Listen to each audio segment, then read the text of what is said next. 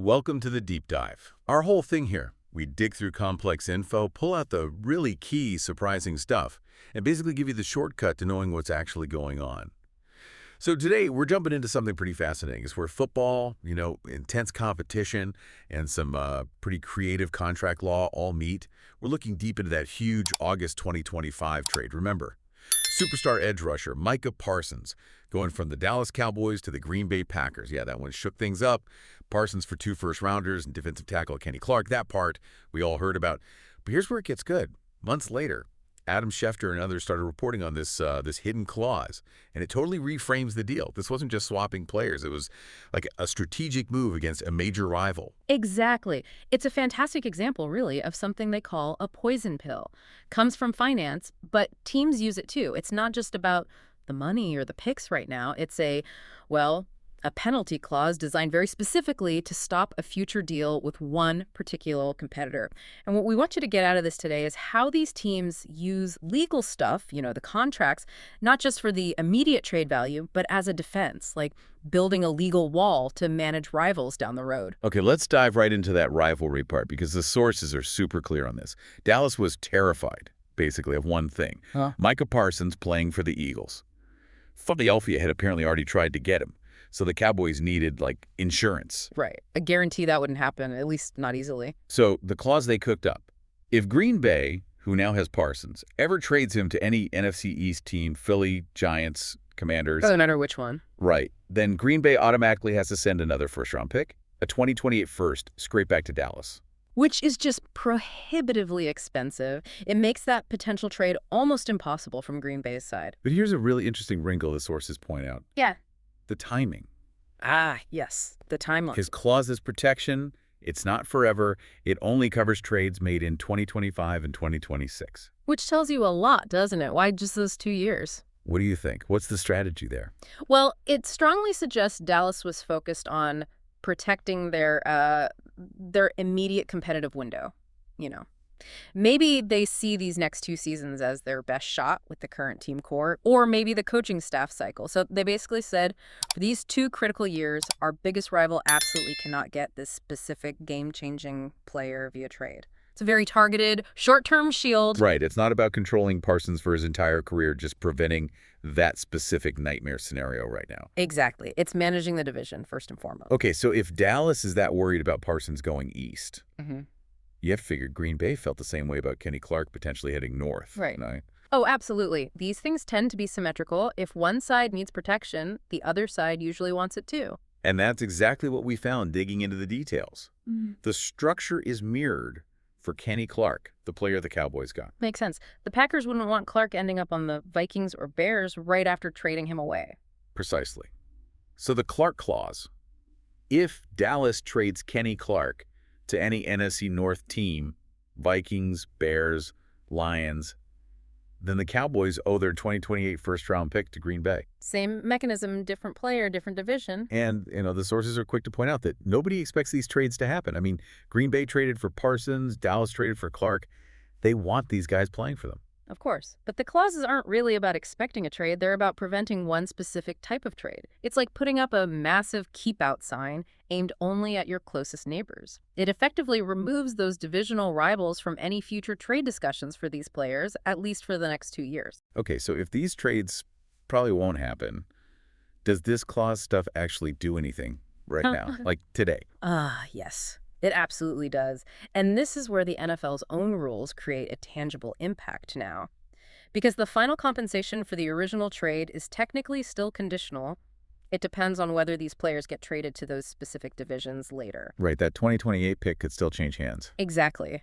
And because of that conditionality, both the Cowboys and the Packers' 2028 first-round picks are currently flagged in the NFL system as, untradeable. They're encumbered. Wait, really? So they can't trade those picks at all right now, even in a completely different deal? Correct.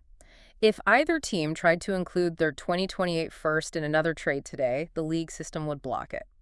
It's because the pick is tied up as potential compensation in the Parsons-Clark deal. The league needs certainty about who owns future picks. Until that 2-year window closes and we know for sure whether the condition was triggered or not, those picks are essentially frozen. Wow. So they both gave up flexibility with a major future asset For the next couple years, yeah. just to block their rivals from potentially getting these players in that specific time frame.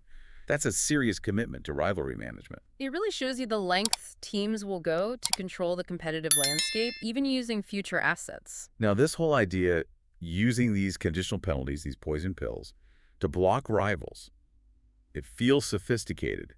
But you mentioned Green Bay has done this before. Oh, yes.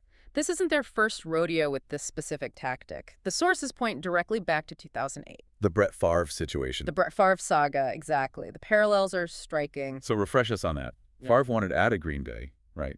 And he specifically wanted to go play for The Minnesota Vikings, his arch rival, play against the Packers twice a year. That was Green Bay's absolute nightmare. So avoiding that was priority number one for the Packers. Mm-hmm. More than just getting picks back. Way more. So when they couldn't stop him wanting out, they traded him, but not to Minnesota. They sent him to the New York Jets. Right, I remember that, for like a conditional pick. Initially, yeah, a conditional fourth rounder, I think, but buried in that deal was the real weapon, a massive poison pill.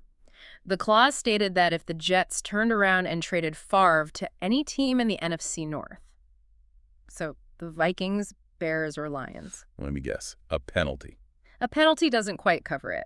The Jets would owe the Packers 3 first-round picks. 3. 3 first-rounders. Okay, that's not a deterrent. That's basically saying this trade will never happen. Absolutely. It made it completely impossible for the Jets to trade him within the division. Just unthinkable. Wait, didn't Favre end up on the Vikings anyway?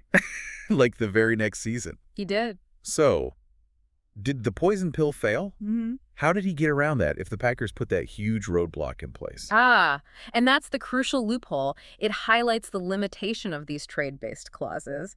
The poison pill worked perfectly. It stopped the Jets from trading Favre to Minnesota. So how did he get there? The Jets didn't trade him. They released him. Cut him loose. Exactly. Once he was released, he wasn't Jets' property anymore. He was a free agent. And free agents can sign anywhere. Anywhere they want, including Minnesota.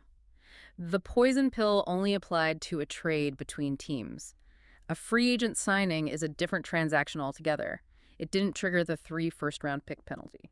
So the Packers blocked the trade route, but Favre found another door through free agency. Precisely. It shows you these contract clauses are powerful for controlling team-to-team asset movement, but they can't fully control a player's destiny if the team holding the contract decides to just let them go entirely. That really connects all the dots. The Packers used the same playbook again with Parsons, knowing its strengths blocking a direct rival trade, but also probably aware of its limitations, like the potential for a release later. It seems that way. They learned from the Favre situation how to build defense, even if they also learn that sometimes players can find a way around it eventually. It's just fascinating. What we've really unpacked here isn't just about X's and O's. It's about how organizations use the fine print, the legal language, to try and shape the battlefield, to control who their rivals can and can't acquire. Absolutely. And the key thing for you, the listener, to take away is that these clauses, like the Parsons one, aren't put in because they genuinely think Green Bay is plotting to send him to Philly next year. The odds of that are tiny.